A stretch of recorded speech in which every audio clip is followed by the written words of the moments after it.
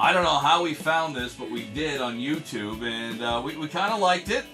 The listeners kind of liked it as well. Really? Yeah, they all a big thumbs up for Chacarone, so it's now in the rotation.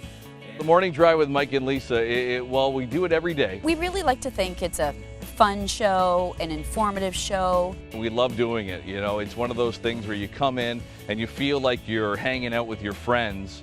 Well, I think with each show we want people to come away with a feeling that they know everything they need to know to start the day. We'd like to be able to almost reflect what people are talking about in their own lives. And I think what we do is give them a snapshot of what's happening in their world every 30 minutes. What talk radio is good for is giving people an opportunity to voice their opinion.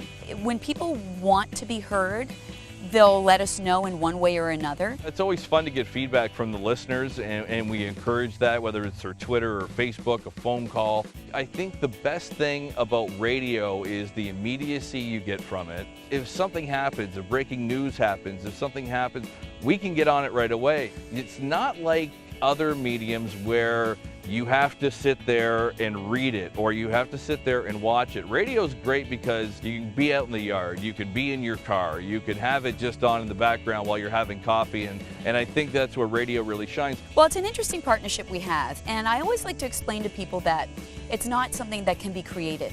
You can't just put two people together and create a great show. I think it's kind of luck that you get along and you kind of are on the same wavelength. There's always been this natural chemistry, and I think that makes our jobs a lot easier, and I think it sounds better for the listeners.